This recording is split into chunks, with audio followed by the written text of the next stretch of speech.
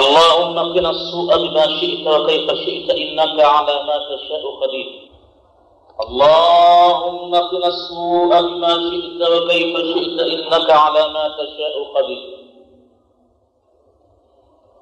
اللهم قنا السوء بما شئت وكيف شئت إنك على ما تشاء قدير.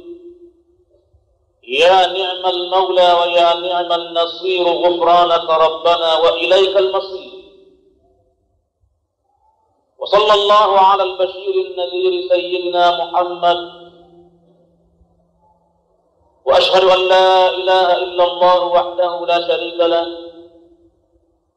وأشهد أن محمدا عبده ورسوله وصفيه وخليله. إنه أدى الأمانة وبلغ الرسالة ونصح الأمة وجاهد في الله حق جهاده حتى أتاه اليقين. اللهم صل على محمد وعلى آل محمد كما صليت على آل إبراهيم، وبارك على محمد وعلى آل محمد كما باركت على آل إبراهيم في العالمين إنك حميد مجيد. أما بعد، فإن أصدق الحديث كتاب الله تعالى، وخير الهدي هدي محمد صلى الله عليه وسلم، وشر الأمور محدثاتها، وكل محدثة بدعة، وكل بدعة ضلالة، وكل ضلالة في النار. اللهم إنا نعوذ بك من عذاب النار. Tukiwa bado tunaendelea na mlango almuhafadhati ala sunnati wa adabiha, na tulikuwa katika darasa iliyomalizika nyuma tukiishi katika hadithi ya 10 katika mlango huu. Na baada ya kumaliza ikhtilafu za maulama kuhusiana na fatwa zao waliozitoa kuhusiana na al-khuruj min an-nar au al-baqa' daim, utokaji wa watu motoni au kubakia milele, faida ya hadithi ya 10 iliyobaki, faida ya 3, pale mtume wa Mwenyezi Mungu sallallahu alayhi wasallam alipoambiwa na Mola wake, innaka la tadri ma ahdathu ba'dak, hakika wewe Muhammad hujui wala uelewi nini walizusha hawa unaowadai kwa umati wako, nini walizusha baada ya kuondoka duniani, wewe hujui. Na baada ya mtume wa Mwenyezi Mungu kutetea sana umati wake kwa kusema kama qala al-abdu salih, kama alivyosema mja mwema naye ni Nabii Isa alayhi salam, wa kuntu alayhim shahidan ma dumtu fihim, na nilikuwa mimi juu yao au umati wangu ni shahidi kwa muda wote ambao mimi nilidumu nao, ila qawli al-aziz al-hakim, mpaka kufikia kwenye tamko lake Mwenyezi Mungu al-aziz al-hakim. Fayuqalu pia zaidi ya hayo, patasema zaidi, innahum, hakika hao unaowadai umati wako Muhammadi, lam yazalu murtadina, hawajaacha kuwa ni wenye kurtadi, kurudi nyuma na kutoka hatua baada ya hatua katika mafunzo ya dini, imma kwa kurtadi kabisa kabisa kwenda ukafirini, na imma kuacha moja baada ya moja katika amri za Mwenyezi Mungu na sunna za Mtume. Innahum, hakika wao, lam yazalu murtadina, hawajaacha kuwa ni wenye kurtadi ala aqabihim, juu ya visigino vyao, mundu faraktahum, tangu ulipotengana nao. Basi moja katika faida zenye kupatikana kwenye hadithi hii ni hii nambari 3, ya kwamba la tanfa'u an-nisbatu, haitafaa kitu nasabu ila rasulillahi ya kujinasibisha mtu mpaka kwa mtume wa Mungu kwa vyovyote vile ambavyo anahusiana naye.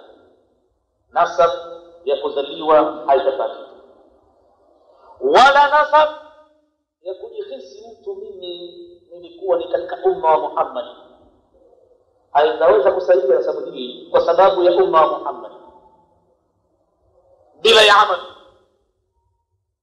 Ila akitetea mtume anajibiwa, mara ambiwe innaka la tadri ma ahdathu ba'dak. Wewe unasema umati wako ndio, lakini hiyo nasab ya umati wako haifai kitu. Wewe hujui hawa watu walizusha nini baada ya kuondoka wewe. Huko kuzusha huko unawakatalia nasabu yao kwamba wewe ni umma mmoja na wao, wewe ni mtume wao. Hiyo nasabu hiyo haitofaa kitu, madhali watu wamezusha katika dini ya Mwenyezi Mungu. Kama kweli ni umati wako Muhammad, ilikuwa wakufuate, ilikuwa wakutii, ilikuwa pale ulipokanyaga wewe katika ibada ndipo wanapokanyaga na wao, vile unavyofanya ndivyo wanafanya na wao. Kama kweli hawa wangilikuwa ni umati wako, lakini madhali wameona kwamba hukufikisha, umefanya ubakhili, hukujua namna nzuri za kumwabudu Mwenyezi Mungu, hawa mimi nakataa kabisa kama ni nasabu yako ya umma wako. Innaka la tadri, wewe hujui Muhammadi ma ahdathu ba'daka, hawa watu walizusha nini baada yako wewe. Akizidi kutetea bwana mtume kwa kusoma maneno kama aliyosoma na kama atayosoma Nabii Isa, hapo ndo zaidi ataambiwa innahum lam yazalu murtaddina ala aqabi. Bwana, hawa watu hawajaacha kurejea nyuma juu ya visigino vyao, mundu farakta, tangu ulipotengana nawe Muhammad. Hii inaonesha waziwazi la tanfa'u nisbatu ila rasulillahi sallallahu alayhi wasallam, haitofaa kitu nasaba ya kujiegemeza kwa mtume, si kwa kuzaliwa wala kujiita tu mtu Muislamu, haifai kitu. Idha lam yusahibuha al-amalu bisunnatihi, itakapokuwa hiyo nasaba haikujumuika ikafuatana pamoja na vitendo vya kutekeleza mwenendo alokuja nao huyo mtume, kama hakuna kufuatanisha hivyo, basi nasaba haina maana. Bwana mtume sallallahu alaihi wasallam, tutaona huko mbele katika milango ya usoni ilipoteremka aya ya Qur'ani, wa anzir ashirataka al-aqrabina, na Muhammad waonye jamaa zako waliokukurubia kwa nasab. Mtume alipanda juu ya jabali akaanza kunadi makabila ya Quraishi waliomhusu, ya bani Abdi Manaf, ya bani nani, ya bani nani, mpaka akaliita kabila lake na uzazi wake ya bani Abdul Muttalib. Sogeni karibu na tangazo rasmi takwambia. Hapo bwana mtume faamma wa khassa, akawakusanya kwa pamoja kuwaita ya bani Abdi fulani ittaqillaha, na mziokoe nafsi zenu katika moto wa jahannam, ya bani fulani, ya bani fulani. Halafu mwisho wa khassa akafanya makhsusi kwa kumuita yule wake wa damu aliyemzaa mwenyewe.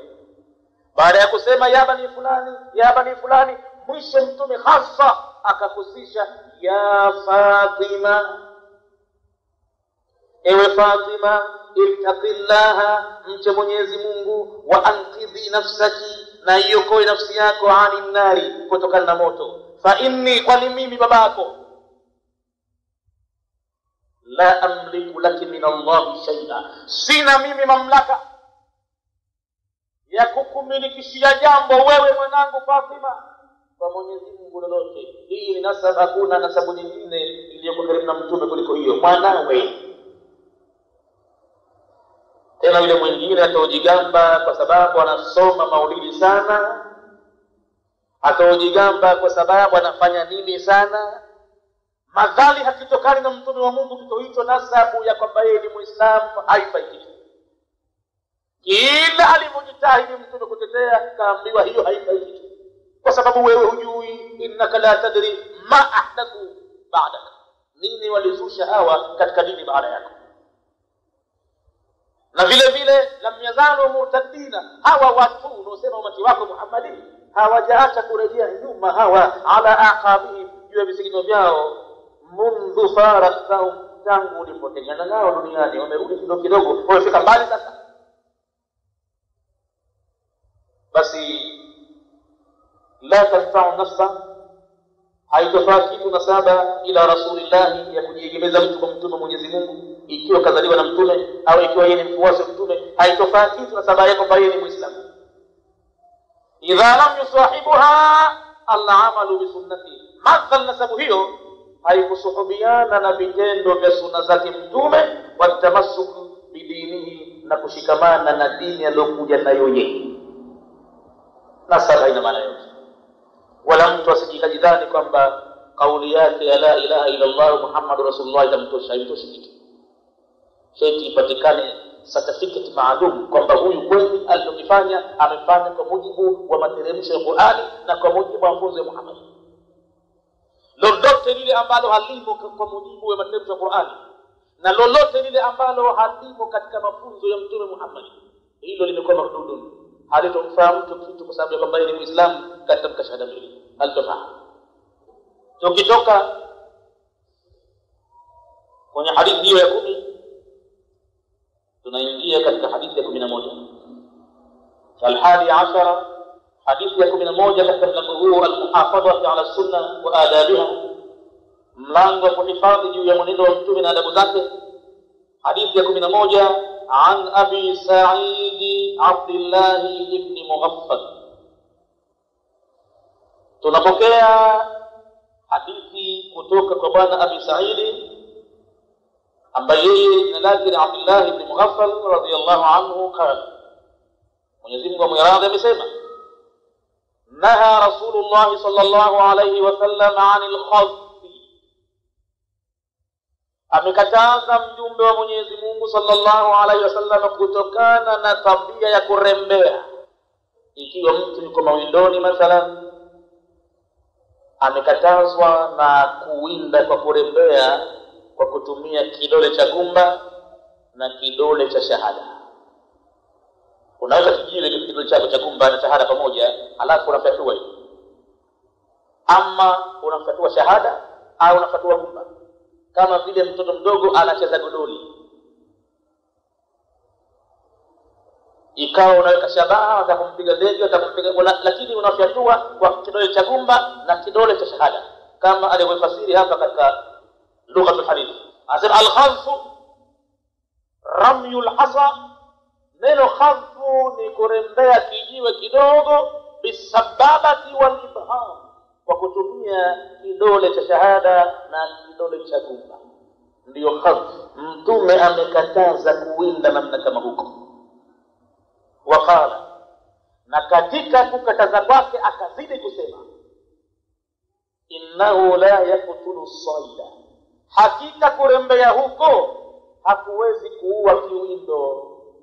Tokea lile kidole cha gumba na cha shahada ukasukuma kijiwe kikaua kiwindo, labda tena iwe tayari ahadi ya mnyama ishafika,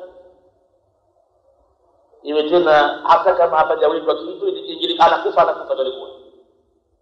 Kwa hivyo innahu, hakika kurembea huko, la yaqtulu sayda, hakumuui mnyama wa kiwindo, wala yankau al-adu, na wala hakumtii jaraha adu. La yankau al-adu ay la yajruhu al-adu, hakumtii jaraha lolote adu. Unajidanganya nafsi yako, unacheza ni kumchukua mtu vitani, ikawa watu wako katika maidani pale wameshughulika, wanatoa roho, ikawa mmoja kaka pembeni hivi na kidole cha gumba na shahada hivi, hata anapiga hivi, tutampiga nani? Imekuwa namna yake ya tagululi. Wala yankau al-adu, na wala hakumtii jaraha adui.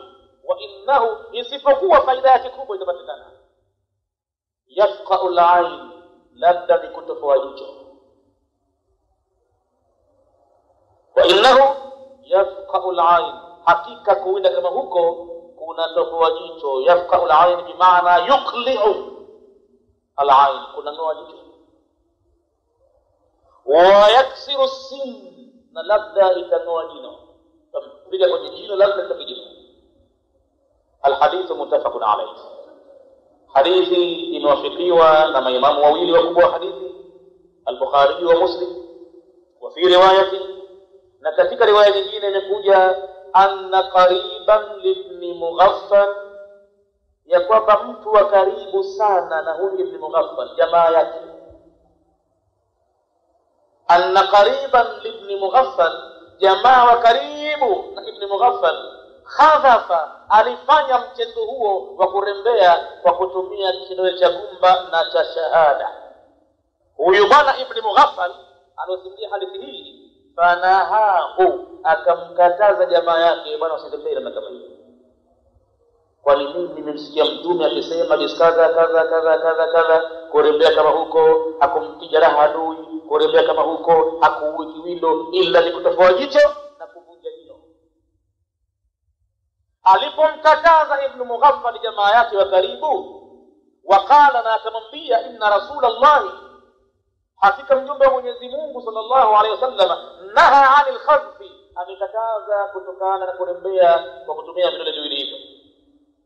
Wakala, na mtume kasema waziwazi, inna la tasibu saydan, hakika kurembea huko hakuwindi kinyama chochote. Yule jamaa yake baada ya kukatazwa ibn Mughaffal na kuambiwa mtume kasema hivi, thumma aada, jamaa yake karejea tena kuwinda vile vile kwa kutumia kidole gumba na shahada. Ndo mchezo wake mwenyewe, nafanya vile vile. Aliporejea kufanya hivyo, faqala, ibn Mughaffal akamwambia tena jamaa yake, akasema naye jamaa yake akamwambia, uhadithuka, wewe namna gani? Mimi ninakusimulia wewe anna Rasulullah sallallahu alayhi wasallam, ya kwamba mjumbe wa Mwenyezi Mungu naha anhu, amekataza jambo hilo. Thumma utta takhdifu, kisha unarejea unarembea hivyo hivyo. La ukallimuka abadan, mimi sitosema na wewe tena. Nakutajia mtume kasema hivi, wewe unarejea vile vile, basi mimi la ukallimuka abadan, sitokusemesha tena wewe. Afara hadithi. Hadithi hii imefirisha mambo mawili. Kwanza, hurmatul khazfi, ni haramu kurembea na kama hiyo, li'annahu la fa'idata minhu, kwa sababu hakuna faida yoyote inayopatikana katika kurembea kama huko. Wa rubama, na huenda badili yake, tarattaba alayhi darar, ikasababisha madhara kama kutofoa jicho na kuvunja jino. Bilakharina, kwa wengine walikuwa hawakuhusika na kuwindwa, pengine kapita mtu pahala katafuka jicho, kapita mtu pahala kapigwa kile kijiwe katoka jino, namna kama hiyo. Kuna huenda ikaleta madhara kwa wengine ambao hawakuhusika na kuwindwa.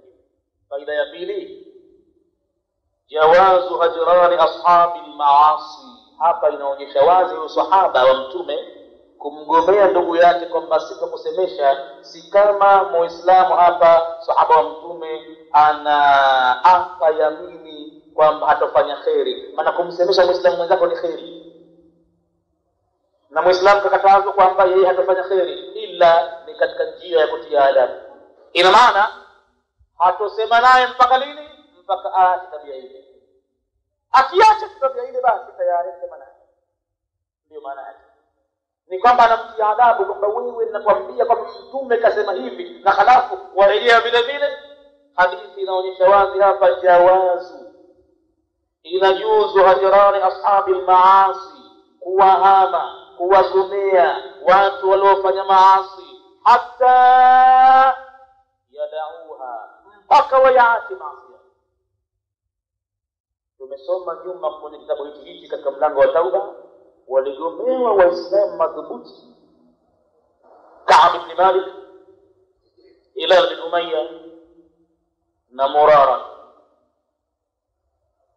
Watu hawa waligomewa na Waislamu kwa amri ya mtume aliyepata amri kwa Mwenyezi Mungu. Kutosemeshwa si kitu kizuri katika Uislamu, lakini katika mlango wa kutia adabu, naam, jawazi. Unaweza kabisa kumwambia jirani yako waziwazi, mimi sitosema na wewe, sitokula na wewe, sito hivi na wewe, sito hivi na wewe mpaka nikuone na swali mwenzangu. Yaka kimbo hizi mpaka leo swali hapo. Hii baraza yetu bwana wewe hame bwana. Katika mlango wa kutia adabu mpaka aje katika aya mzima. Na hivyo hivyo ndivyo ilivyokuja hata kwa mtu na mkewe. Imekuja vile vile kutia adabu. Kama hawataki kukutahiri fahjuruhunna, kwanza faidhuhunna, wapeni mawaidha. Hawakusikia, wahjuruhunna fil madaji, wahameni katika malazi, msilale nao. Ni katika mlango gani wa kutia adabu hata mtu na mkewe na vile. Mpaka kama utaacha tabia fulani basi. Ina maana kama hakuiacha tabia ile, pengine mtu mke hasali anajibu ufidhuli katika jambo la sala, unamhama katika malazi. Na liko jambo la tatu mtume akulipendelea zaidi hilo. Qur'ani imekuja wadhribuhunna, wapigeni. Pigo si la kukata, pigo si la kutia kilema, lakini mtume katika hadithi imekuja anasema siteni katika yale mawili. Wafa'idhuhunna wahjuruhunna fil madaji. Hapo tena kama mtu hataki kufanya ibada pamoja na kutia adabu kama huko, ina maana kwamba hafai kuwa yeye ni mke wa Muislamu. Au mwanamume kama hataki bado, mpaka inakuwa tena mtu anasemewa kwa wazee wake, anashtakiwa kwa mashehe, jamani mume wangu hivi na hivi. Ina maana kwamba nyumba hiyo haiwezi kukalika na nyumba ya mtu ambaye ni muumini, kwa sababu sasa shabainika wazi, mmoja ni khabithi na mmoja ni tayyib. Na Mwenyezi Mungu ameweka al-khabithatu lil-khabithina wabaya kwa wabaya, wal-khabithuna lil-khabithati, na wanaume makhabithi ni kwa wanawake makhabithi vile vile. Wat-tayyibatu lit-tayyibina, wanawake wazuri ni kwa wanaume wazuri. Uzuri wa hapa sio wa sura, uzuri wa hapa sio wa umbo, uzuri wa hapa sio wa kabila, ni uzuri wa akhlaqi na matendo ya ibada. Wat-tayyibatu lit-tayyibina wat-tayyibuna lit-tayyibati, wanawake wazuri ni kwa wanaume wazuri na wanaume wazuri ni kwa wanawake wazuri. Jawaz ni katika mlango kutia adabu. Anasema jawazu hajrani ashabi al-maasi hatta yad'uha, ni kujuzu kabisa kuwahama watu watendao maasi mpaka wayaache maasi. Unaweza kukataa kusema nao, na hilo akilitakia mtu dalili limekuja. Wamegomewa waislamu madhubuti, hawakuwa wanafiki. Ka'b ibn Malik, Hilal bin Umayya na Murara ibn Rabi wamegomewa kwa muda wa siku 50. Na baada ya kumalizika 40 katika 50, anakuja mjumbe rasmi kutoka kwa mtume wa Mwenyezi Mungu, anawaambia watu watatu waliogomewa. Sasa mtume anasema kwamba mtengane na wake zenu. Tutengane na wake zetu? Anauliza Ka'b ibn Malik, nitengane kwa kumpa talaka, utalikuha amadha afalu? Hiyo ina maana ni muache kwa kumpa talaka au nifanyeje? Mtume anamwambia la, sikuambiwa muache, lakini asikukurubie kwa matamanio na usimkurubie wewe kwa matamanio vile vile.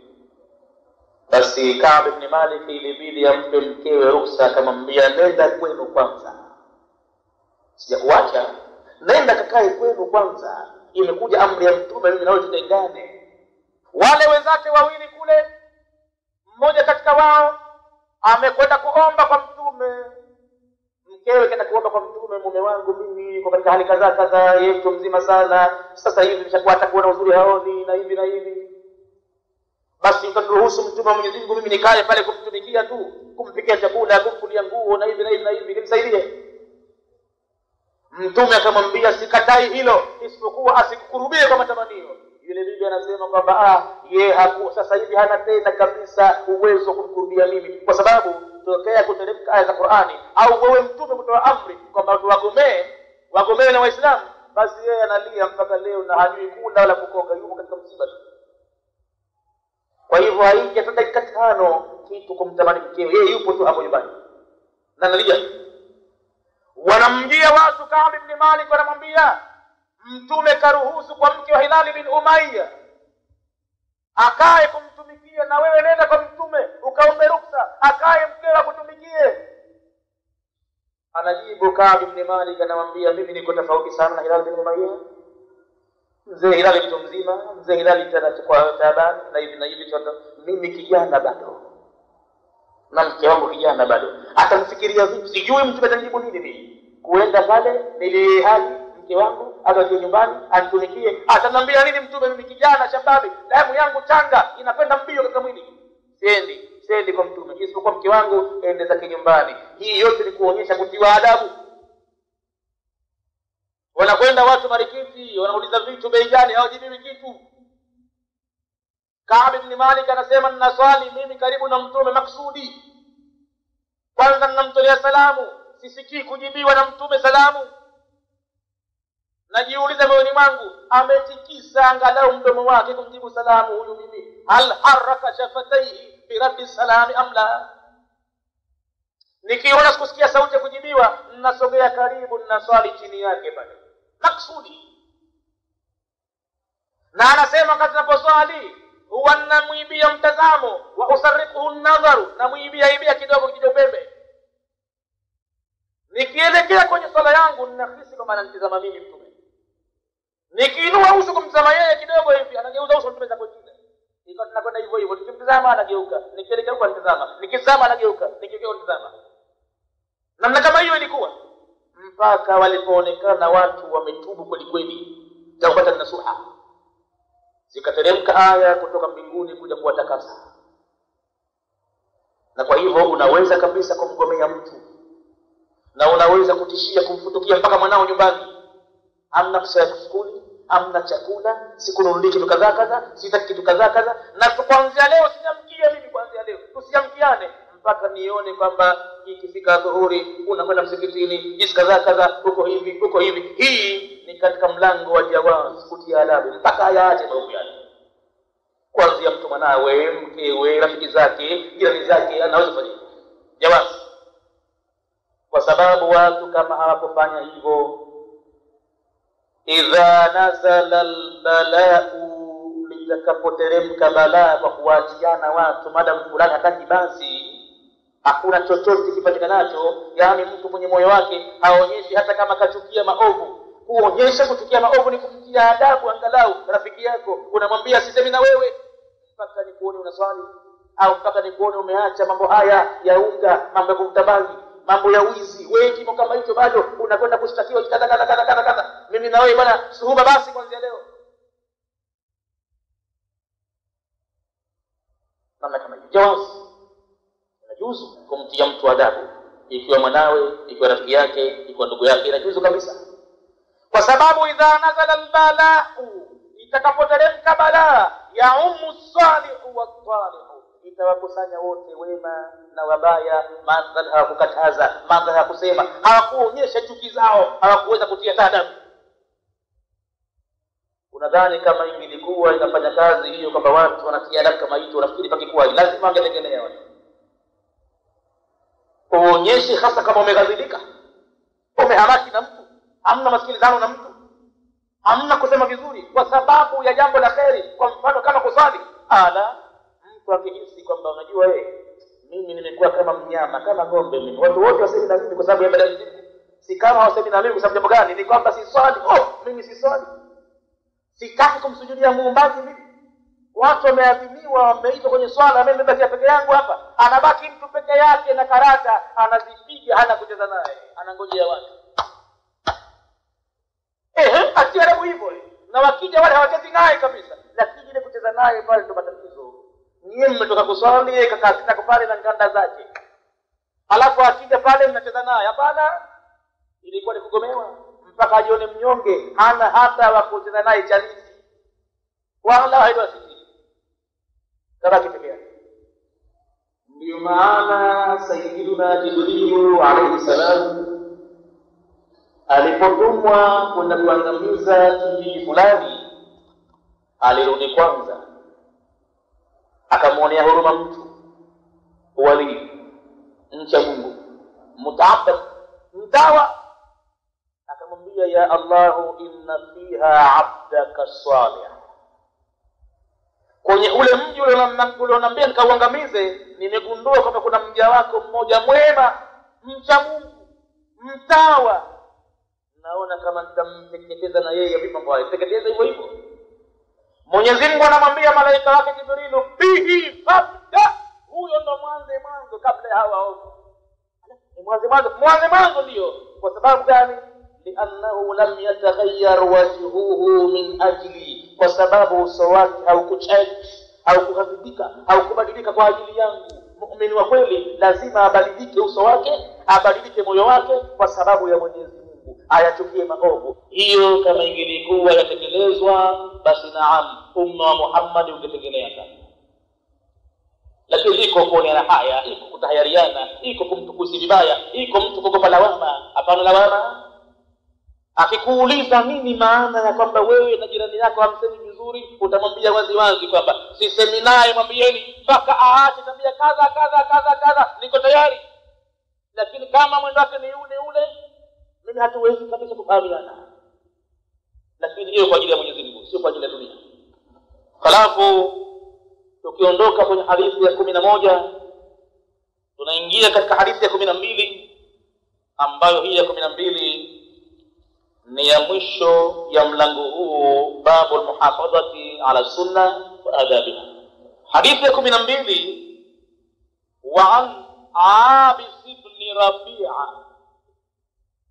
na kutoka kwa sahaba wa mtume bwana Abis ibn Rabi'a radiyallahu anhu, Mwenyezi Mungu amemridhia, anasema raaitu Umar ibn al-Khattab, mimi nilimuona Sayyidina Umar ibn al-Khattab radiyallahu anhu, yuqabbilu al-hajara, analibusu jiwe la al-Kaaba liitwalo Hajarul Aswad.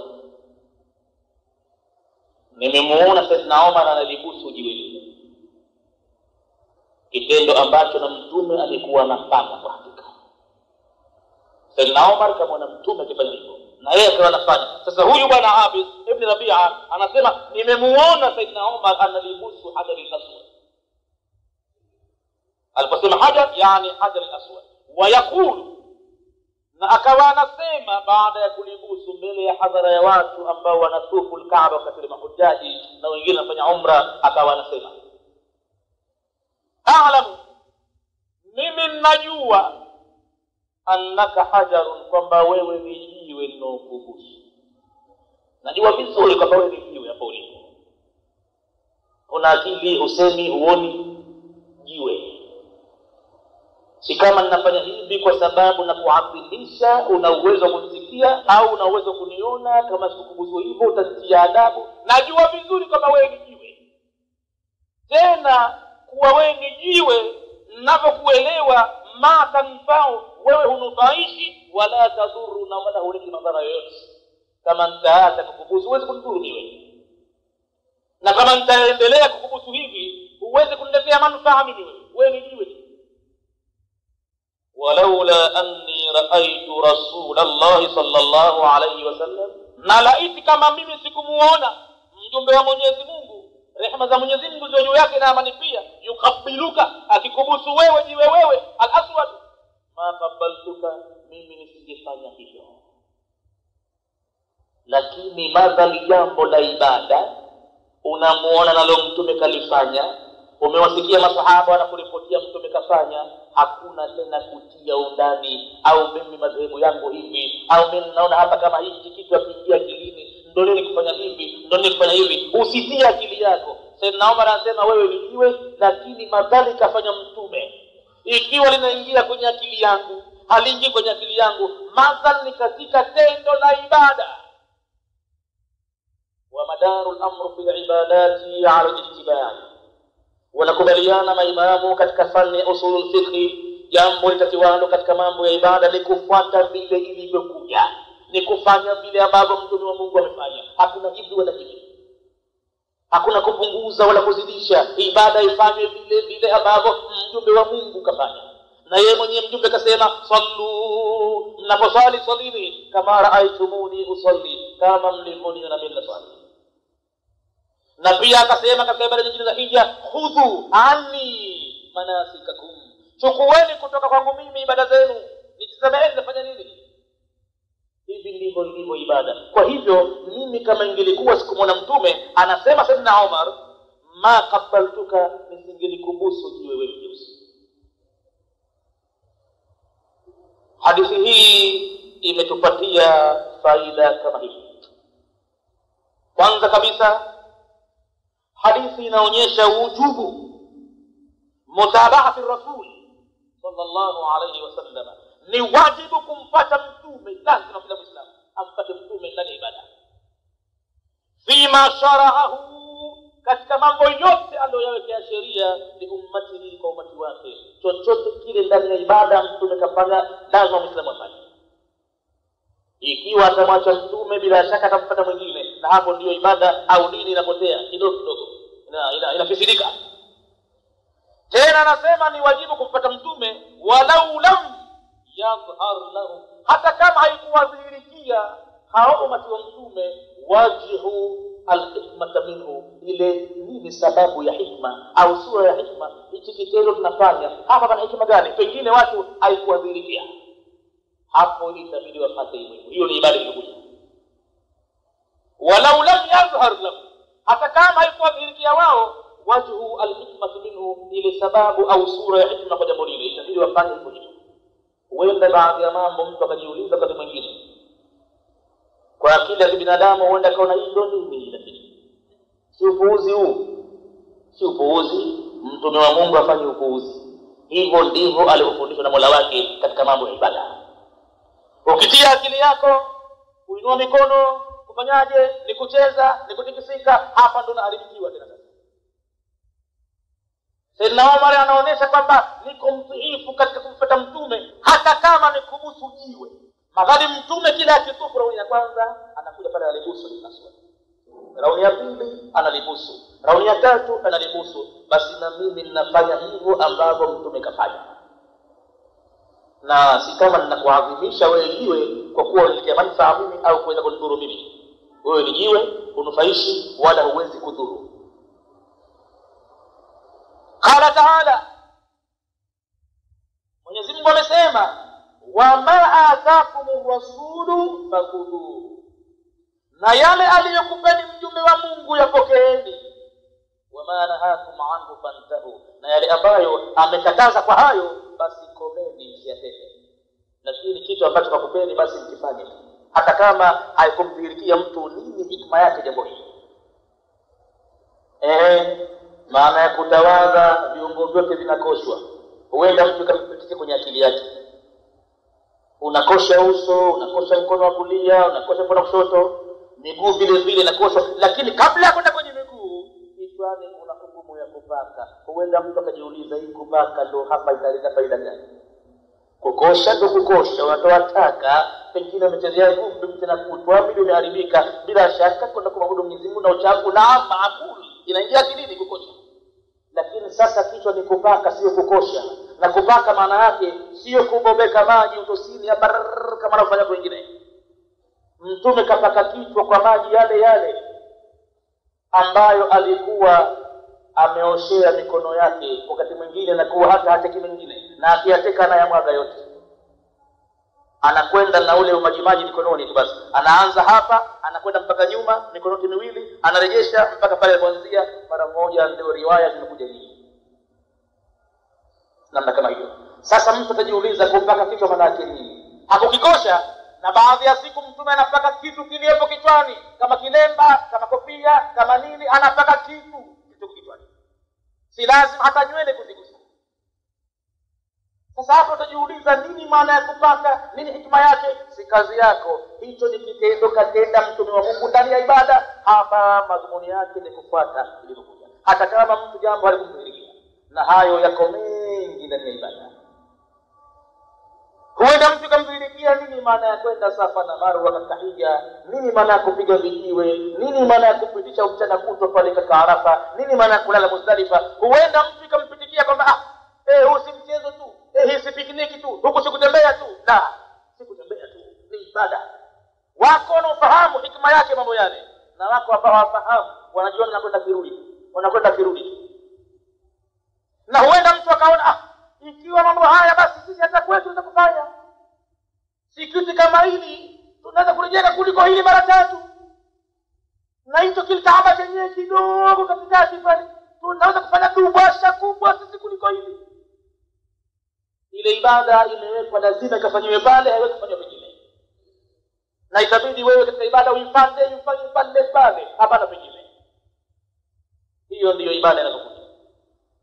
Na basi al-ibadatu faida ya pili sasa, ibada tawqifiyatun ni katika jambo lililotia nanga, liko stable, haliyumbi.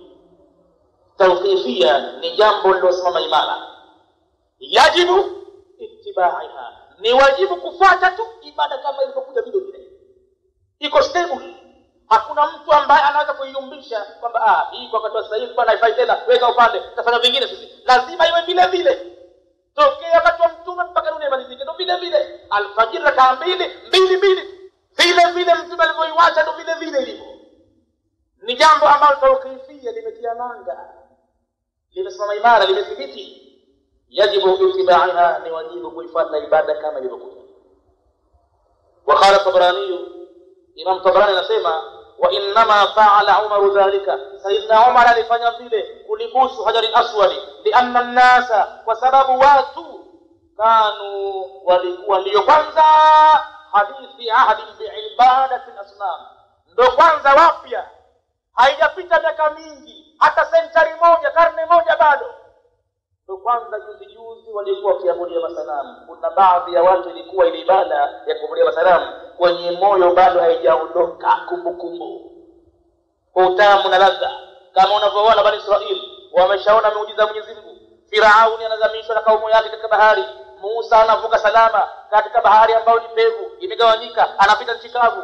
Halafu kufika njiani, wale Bani Israeli wanaona watu wanaabudia sanamu lao, gombe lao na hivi na hivi, wanadai kwa Nabii Musa, ij'al lana ilahan kama lahum aliha, tufanyie na sisi Mungu wetu kama alivyokuwa hawa na Mungu wao. Ina maana yote walioyaona yale muujiza wote ufuzi mtupu, kumbe ndani ya moyo wao, katika nyoyo zao, wa ushribu fi qulubihim al-ijla bikufrihim, walimiminiwa wakanyweshezwa utamu wa kuabudia sanamu ya ndama ng'ombe kwa kafiri wao. Kwa hivyo ilikuwa ladha wanayo, na hawa Makuraishi ilikuwa vile vile. Kuna wengine ladha baada ya masanamu, kumbukumbu ingalipo.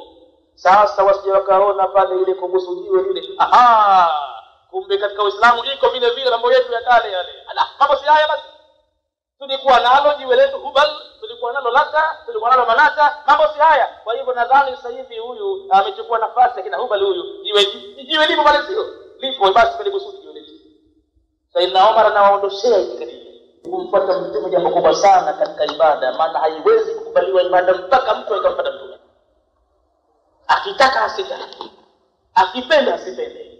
Akitaka mtu kumkudhi Mwenyezi Mungu ni kumuona mtume wake hakufanya vyema katika ibada, hakufidisha nafsi za watu, kuziburudisha katika ibada. Watu wakaona tutafanya hivyo sisi tunayotaka, ama hapa itakuwa Mwenyezi Mungu wamemghadhibisha mno.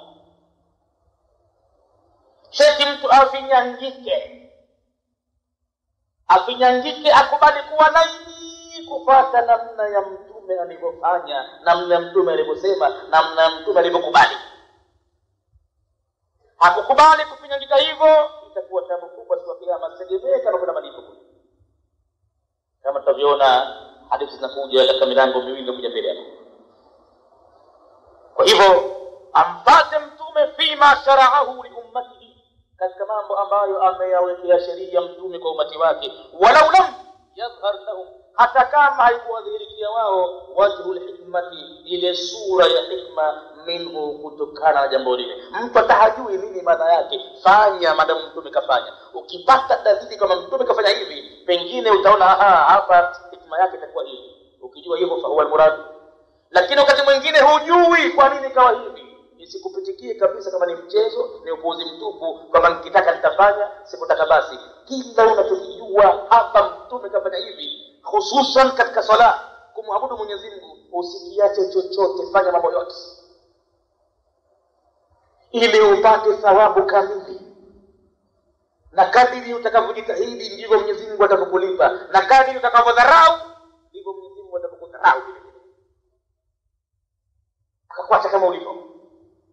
Ukijitahidi kumtunga mtume wa Mungu namna gani kaabudu Mungu ndani ya swala, ndivyo Mwenyezi Mungu atakuheshimia swala yako ile. Na kadiri utakavyodharau kwamba hii ni sunna tu, hii si lazima, ndivyo utakavyodharauliwa vile vile. Na huenda mtu akaondoka patupu kwa sababu kadharau la kwanza, kadharau la pili, kadharau la tatu, kila kitu kiende vile vile.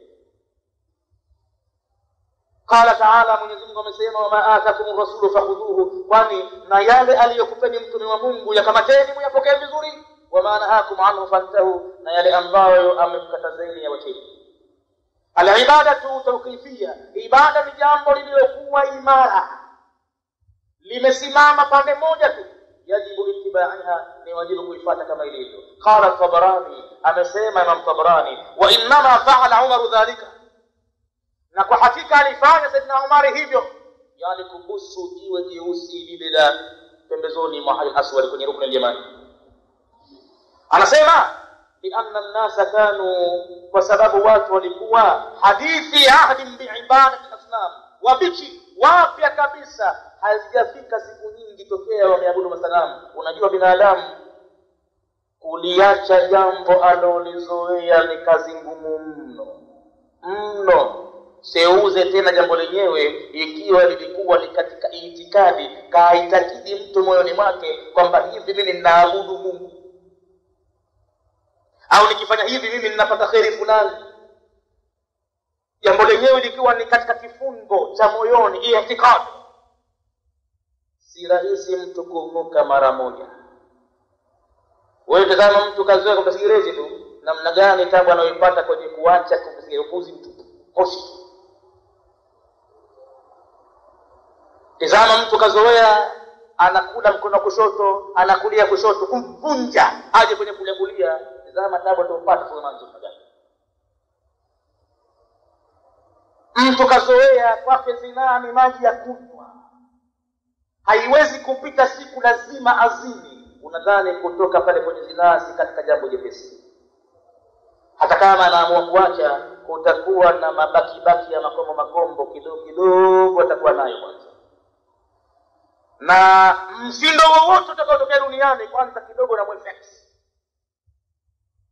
Kikipita kitu tu basi hivi, manukato tu basi hivi, inakuwa yuko katika harakati ile mpaka ipite siku nyingi kwanza.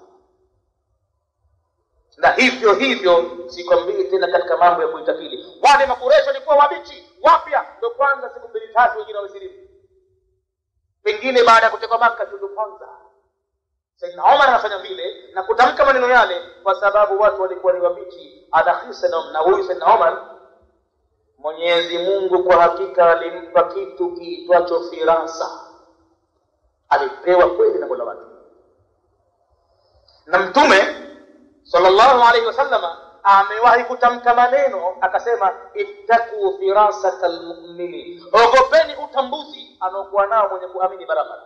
Fa innahu yanzuru bi nurillahi, mu'min mwenye utambuzi anaangalia kwa msaada wa nuru ya Mwenyezi Mungu, anampa kwenye moyo wake mambo anakuwa anayaona ya ajabu ajabu. Tumeona mara nyingi Saidina Umar aya za Qur'ani zikishuka zinawafikiana na vile anavyoona yeye kwenye rai yake. Mara nyingi anamwambia ya Rasulullah mimi nahisi hivi, na Mtume pengine atakuwa anapata mawazo ya watu wengine, anakwenda kwingine, lakini ikishuka aya inamuwafiki Saidina Umar.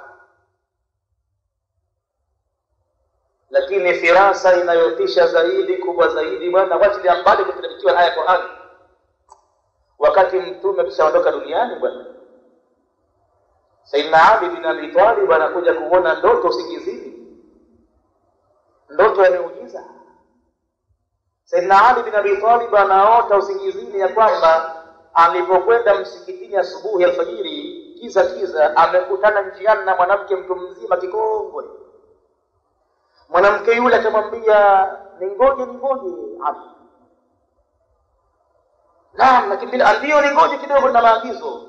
Zawadi yangu ina tende hii, nimehisi kwamba kitu kizuri sana. Nataka ukampe Mtume wa Mwenyezi Mungu awagaie maswahaba zake. Hii ni zawadi. Yeye anaweza kutumia na akawapa sahaba zake vile vile. Hayo yanamjia Saidina Ali usingizini, anaambiwa Mtume wa Mungu msingizini, mpe tende hii ale na awape sahaba zake.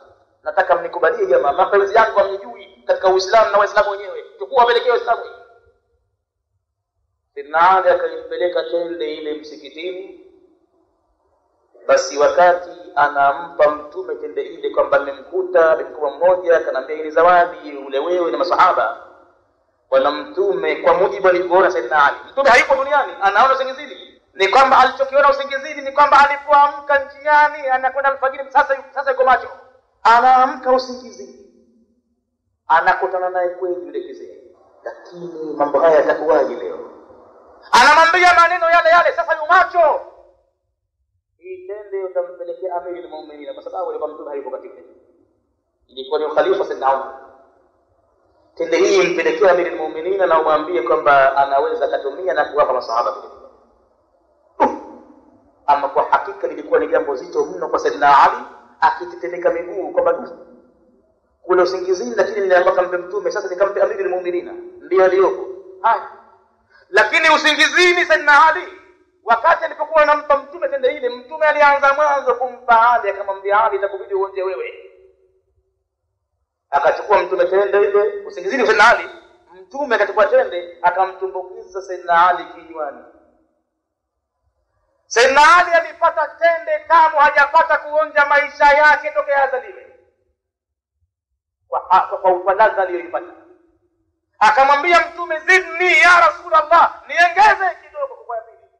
Pale pale akazindukana na adhana alfajiri tayari. Alipoamka njiani akamkuta kweli ni mkubwa, anampa tende, lakini sasa anamwambia kampe Amiri al-Mu'minin. Sayyidina Ali anajiuliza, nilipokuwa nikimpa mtume alimtia mie kinywani mwanzo, na wakati nilipotaka niongeza nikazindukana, sasa haya mambo yatakuwa vipi? Kilichobadilika ni kwamba simpelekei mtume na mpelekea Amiri al-Mu'minin. Alipompelekea Sayyidina Umar tende ile baada ya sala al-fajr, Sayyidina Umar alibaki msikitini pale, akamwambia Ali, fungua kinywa. Akafungua kinywa Sayyidina Ali, akatoa tende Sayyidina Umar akamtumbukiza kinywani. Sayyidina Ali aliona tende ile kama ladha ya usingizini, ajabu kubwa, hajapata kuonja maisha yake. Akamwambia Sayyidina Umar, zidni ya Amir al-Mu'minin, nizidishie kidogo. Hapa ndipo Sayyidina Umar alipotamka maneno ya ajabu, ambayo hiyo ni firasa ambayo mpaka leo Waislamu dunia nzima wanataajabu. Alimuuliza, kwani mtume wa Mungu alikuongeza? Subhanallah. Alikuweko wakati ule katika kichwa cha Sayyidina Ali alipokuwa anaota, au akajuaje? Ittaqu firasat al-mu'min, iogope firasa ya mu'min, maana undangaji mu'min. Kuna watu Mwenyezi Mungu amewapa kipaji, akikutizama usoni mtu anaona alama ya uongo ndani ya macho yako. Hujaanza fardot, ile sura kiona tutakujua. Kuna mpango wote kumdanganya. Mwenyezi Mungu mwenyewe yuti iman yashao, hii ni fadhila yake umpa mtakaye. Na Umar alipewa nyingi katika hilo. Anamuuliza, kwani mtume wa Mungu alikuongeza? Hajakuongeza. Basi kama hajakuongeza, basi na mimi vile vile itabidi nisikuongeze, na wenzako wanataka vile vile. Njoni moja moja, njoo fulani, njoo fulani. Sasa kwa firasa alionayo bwana huyu, ilikuwa inampitikia hata kuswali makamu Ibrahim. Alimwambia mtume katika hijjatul wadaa, baada ya kutufu rawi sabaha zile, Sayyidina Umar akalilia hadi, natamani kama tungepata kuswali pale alipokuwa anaswali mzee Ibrahim mwenyewe.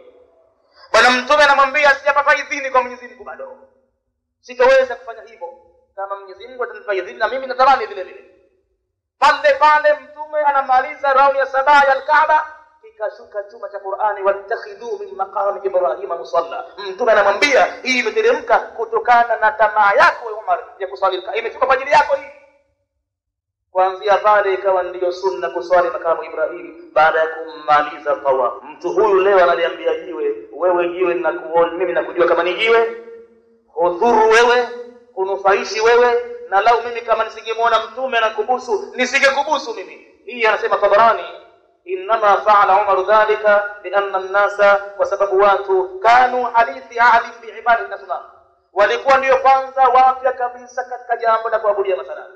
Fakhashiya Umar, akaogopa Sayyidina Umar, an yadhunna al-juhalu, wasije wakafikiria wajinga, wasije wakadhani wajinga, anna al-istislama bil al-hajar, ya kwamba kule kubusa au kubusu jiwe jeusi, min babi ta'zim al-ahjari, ni katika mlango wa kuadhimisha mawe katika Uislamu.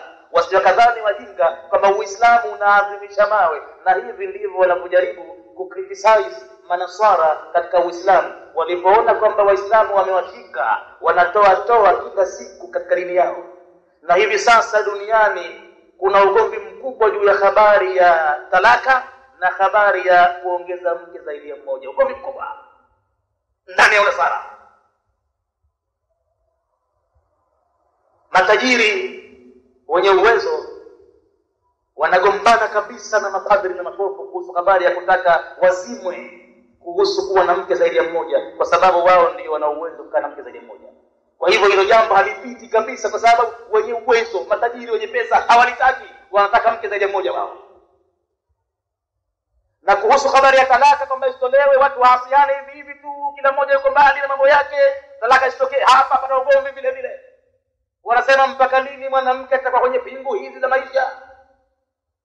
Haolewi na mume mwingine, udhia ukesha, anasononeka na inabidi afanye machafu sasa, na hali ya kuwa ni mke wa mtu. Hapa pana ugomvi sasa.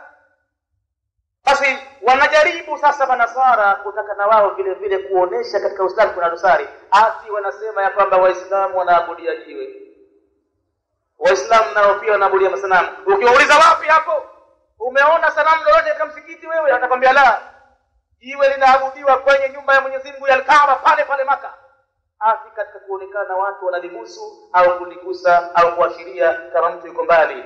Waislamu hawaliabudu lile, Waislamu hawalitukuzi lile. Kwa hakika ile ni alama ya ibada ambayo Mtume wa Mungu kafanya.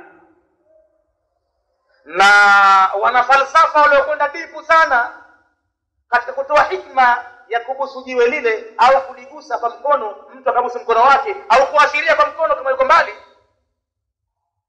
Wana falsafa wanasema jiwe lile ni qit'atun min al-ardhi, kipande cha ardhi kile, kimehusiana na material ya ardhi, ni sehemu ya ardhi.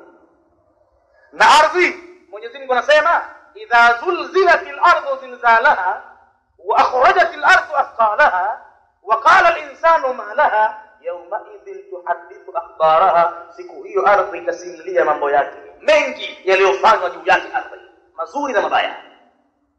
Ikiwa lile jiwe ni qit'atun min al-ardhi, na ardhi tuhaddithu akhbaraha, na jiwe litatoa habari zake lile kwa kila aliyofika pale. Jiwe ni shahidi, aliyembusu kwa mdomo, aliyekwenda akambusa kwa mkono, aliyekwenda akaashiria. Jiwe litasema fulani bin fulani kaja hapa amebusu, fulani bin fulani kaja hapa ameshika kwa mkono, fulani bin fulani kaja hapa ameashiria yuko mbali. Wote jiwe litawataja.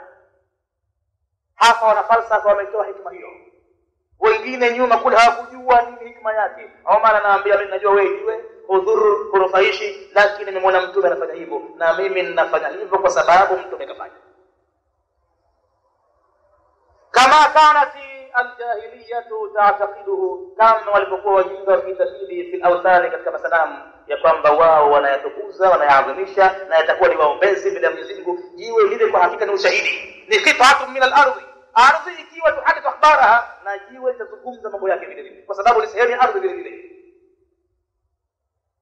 Inshallah kwa leo kwanza tutafikia hapa. Mlango wa muhafadhati ala sunnati wa adabiha umemalizikia hapa. Darsa itakayofuatia katika Riyadhus Salihin itakuwa ni mlango wa 17 tokea tumeanza kitabu mwanzo. Itakuwa ni milango 16 imekwisha, unafuatia mlango wa 17 ambao utakuwa babu wujubul inqiyadi, ni mlango wa kuonyesha wajibu wa kufuata li hukmi Allah Ta'ala, hukumu ya Mwenyezi Mungu mtukufu, wama yakuluhu, na yale ambayo anaoyasema man du'a ila dhalika, mtu anoitwa katika hukumu hizo. Wa umira bima'rufin, na akaamrishwa kufanya wema, au nuhiya an munkarin, au akakatazwa kufanya uovu, nini atakiwa aseme. Huo ndio mlango wa 17 unaofuatia.